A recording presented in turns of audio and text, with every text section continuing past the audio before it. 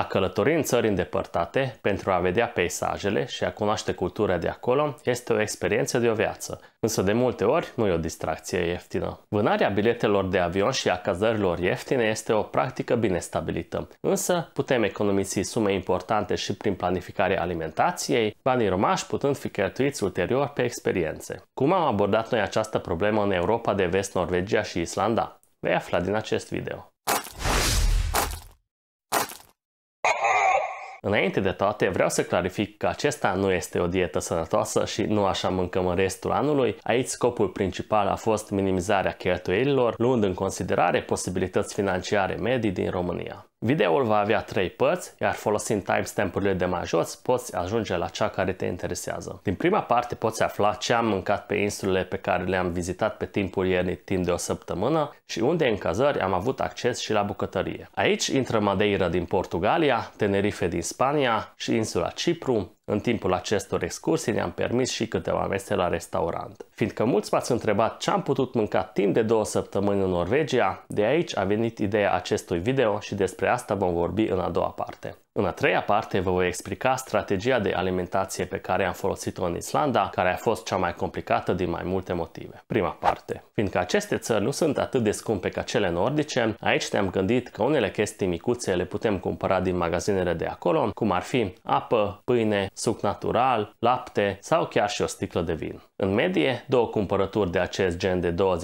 de euro ne-au ajuns pe o săptămână. Pentru mic dejun mi-am pus cereale de acasă, preferatele mele sunt cele de la Kaufland cu ciocolată și cele de la Dr. Oetker cu fructe. Pentru cină am mâncat cașcaval cu cârnați. În privința cașcavalului, eu prefer cașcavalul afumat, apuseni sau hârlău sau eventual cașcavalul simplu de la Sandwich. Mie îmi plac cârnații sticks de la Aldis, pe care le iau cu mine și în drumeții, iar Edith preferă cârnații de la Pic. Pentru diminețile care pornesc greu și pentru drumețiile în temperaturi joase, mi-am pus ceai verde și negru și câteodată chiar și un termos. Pentru mâncare caldă, baza este supa la plic, cea de la Maggi, de la Rolton sau de la Mega Image, pe care o să pun aici undeva, iar snack pot-ul de la Knorr are un gust surprinzător de bun, așa că ne-am pus foarte multe și le-am împachetat bine în dry bag-uri, ceea ce a fost o idee bună, pentru că unul dintre ele s-a rupt în timpul zborului spre Tenerife, iar astfel am reușit să protejăm bagajul de conținutul lui. În timpul zilei facem drumeții, așa că în mare parte mănânc batoane de ciocolată și batoane de cereale, cum ar fi Kinder Bueno, Bounty, ciocolată cu rom, ciocolată făgăraș, Milka sau Poiana, respectiv batoane fitness, Chocapic sau Cinimini, lângă care mai vin niște croissanturi de la 7 Days, cu mere, cu fructe de pădure sau cu ciocolată, niște sandvișuri și pentru aportul proteic și niște batoane proteice. În mare parte am mâncat cele de la Pro Nutrition, dar în ultima vreme am descoperit și alte variante bune. În privința restaurantelor, în Tenerife am mâncat mult și bine, la un preț foarte decent. Am dat 25 de euro pentru paella cu pui, pentru 2 persoane, și 35 de euro pentru steak.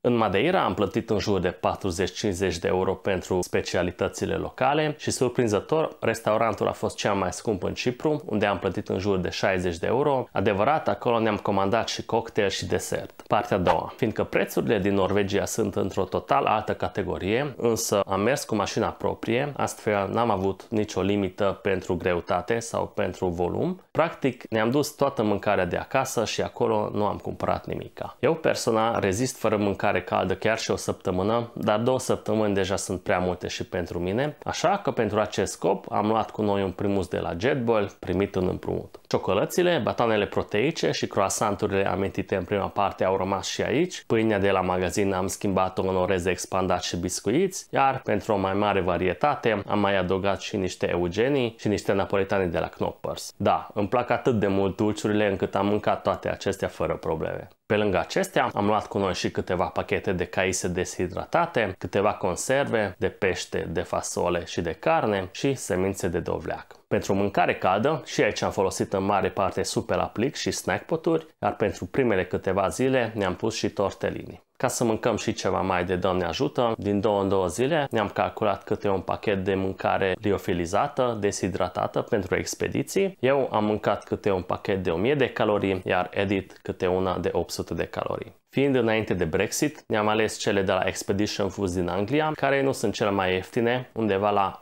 8-9 lire sterline bucata, însă chiar și așa am ieșit mult mai bine decât să cumpărăm ceva acolo în Norvegia. Preferatele mele au fost chicken tikka with rice și chicken korma with rice, dar sunt destul de bune și spaghete bolognese și chili con carne, dar dacă aveți probleme cu arsuri la stomac, să fiți mai atenți la ultimele două. În restul meselor am mâncat clasicele cârnați cu cașcaval. Partea a treia. Povestea din Islanda este complicată din multe puncte de vedere. Aici a fost pentru perioada cea mai lungă, prețurile sunt la nivelul Norvegiei, este interzis să intri în țară cu produse de carne, peste o anumită greutate trebuie să plătești taxă pentru mâncarea cu care intri, iar cel mai convenabil este să mergi cu avionul, iar acest lucru limitează și volumul și greutatea bagajului. După puțină documentare și socoteli, am ajuns la concluzia că pentru noi merită mai mult să umplem la maxim bagajul de 32 de kilograme, pentru care am avut nevoie chiar și pentru o pungă pentru vidat și să plătim taxa suplimentară pentru mâncarea pe care o ducem. Astfel ieșeam mai bine față de varianta în care cumpăram mâncarea acolo. Însă până la urmă am scăpat de plata taxei, cum ați putut afla din primul vlog din Islanda. Mare parte din mâncarea pe care am dus-o cu noi în Islanda au fost ciocolăți, batoane proteice, croissanturi, câteva pachete de caise deshidratate, orez expandat și câteva pachete de stixuri.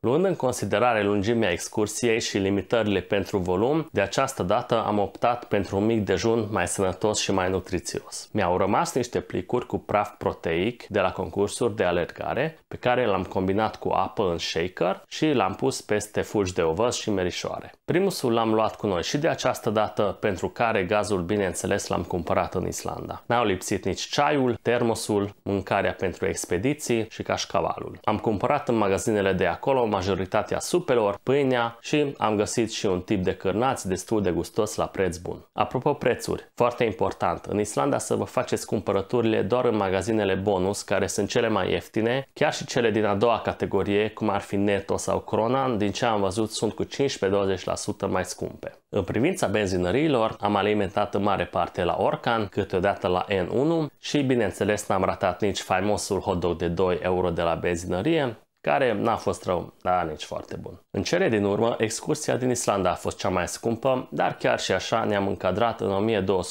1200-1300 de euro pe persoană, iar cu o planificare mai slabă și pretenții mai mari, putea fi chiar și de 2 ori atâta. Planificarea nu constă doar în reflectarea asupra alimentației, celelalte aspecte despre excursia noastră din Norvegia le vei afla din acest video, dar chiar și cu o planificare amplă putem face greșeli, cum reiese din acest video. Dacă chiar și așa ți-am făcut poftă pentru una dintre destinațiile amintite, videourile noastre din Tenerife și Norvegia le găsești aici și aici și a început și seria din Islanda, a căror episoade vor apărea treptat.